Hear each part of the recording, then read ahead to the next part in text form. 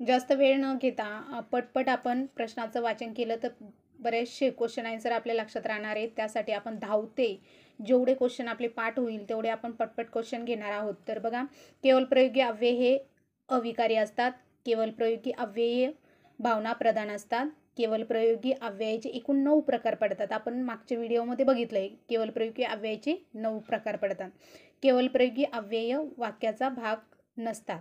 तर हे जे विधान आहे ते बरोबर आहे. हे सर्व जे सेंटेन्स आहेत ते बरोबर आहे.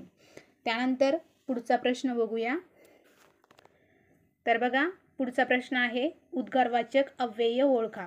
शिवशू.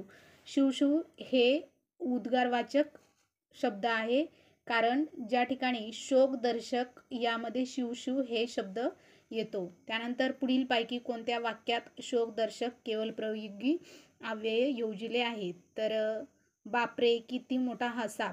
आता आपल्याला शोकदर्शक केवळ प्रयोगी अव्यय ओळखायचं सांगितलंय. तर शोकदर्शक म्हणजे काय? दुःख व्यक्त करणारं वाक्य. अरे फार वाईट झालं, हे काय आहे? शोकदर्शक सेंटेन्स आहे. त्यानंतर पुढचं सेंटेन्स बघूया. तर बघा, पुढील वाक्यात योग्य केवळ प्रयोगी अव्यय लिहा. आता या ठिकाणी केवळ प्रयोगी अव्यय लिहायचे, वाक्य पूर्ण करायचे. डॅश डॅश किती उंच मनोरा हा अबब. तर हे काय आहे? अबब हे जे वर्ड आहे तो आश्चर्यदर्शक आहे. आश्चर्यदर्शक वर्ड असल्यामुळं तो आपण तिथे भरणार आहोत.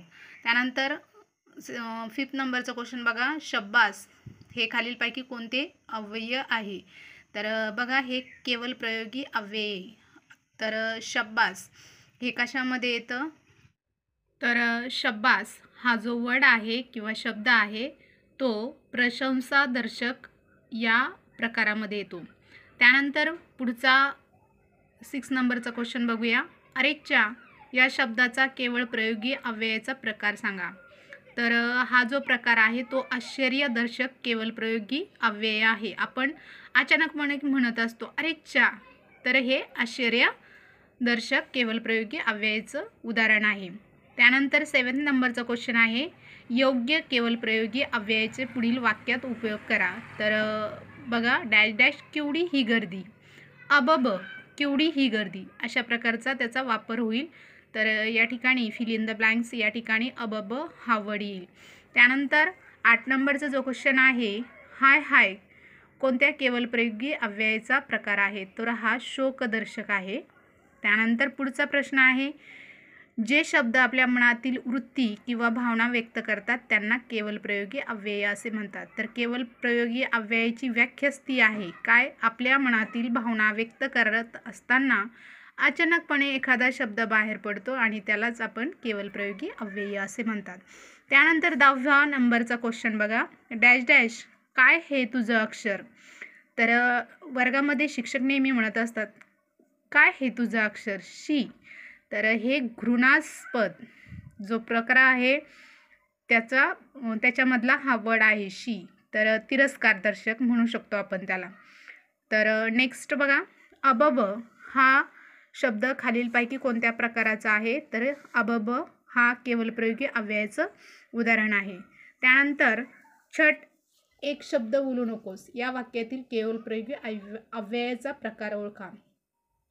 आता छट हा जो वर्ड आहे तो कोणत्या प्रकारामध्ये येतं? तर या ठिकाणी टिक मार्क करून दिलेली आहे. तर तो जो प्रकार आहे तो विरोधदर्शक केवळ प्रयोगी अव्ययाचा प्रकार आहे. त्यानंतर 13 नंबरचा क्वेश्चन बघा. शी किती घाणेरडा हात हे. तर या वाक्यातील केवळ प्रयोगी अव्ययाचा प्रकार ओळखायचा आहे. तर हा तिरस्कारदर्शक केवळ प्रयोगी अव्यय आहे. साहेब मी घरी जाऊ का? तर अहो हा वर्ड या ठिकाणी भरला जाईल. अहो साहेब मी घरी जाऊ का? तर हे अहो साहेब हे केवळ प्रयोगी अव्ययामधला एक वर्ड आहे आणि तो त्या ठिकाणी भरला जाईल. त्यानंतर छे छे या केवळ प्रयोगी अव्ययातून कोणती भावना व्यक्त होते? तर कोणती भावना व्यक्त होते? तर विरोधदर्शक. त्यानंतर उद्गार चिन्ह कोणत्या गोष्टीचं निर्देश करते? तर उद्गार चिन्ह ही भावना प्रकट करण्याचं निर्देशन करत असते. अधोरेखित केवळ प्रयोगी अव्ययाचा प्रकार ओळखा. तर अरे रे, तर आपण हा वर्ड एखादा शोकदर्शक, एखादं दुःख झाल्याच्या नंतर आपण हा वर्ड वापरत असतो, म्हणून अरे रे फार वाईट झालं. त्यानंतर बापरे किती उंच इमारत ही, तर आश्चर्यदर्शक. त्यानंतर पुढचा शब्द आहे अरे कुठे चाललास इकडे, संबोधनदर्शक. त्यानंतर शी काय हे कपडे तुझे, तर शी काय हे कपडे तुझे, तर हे तिरस्कारदर्शक मधलं शब्द आहे. त्यानंतर चूप खाली बस. चूप म्हणजे काय, तर शांत बसणे. तर तो जो शब्द आहे तो मौनदर्शक केवळ प्रयोगी अव्ययामधला आहे.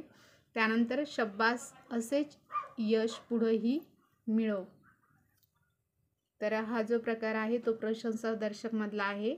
त्यानंतर छट मला हे मान्य नाही, विरोधदर्शक.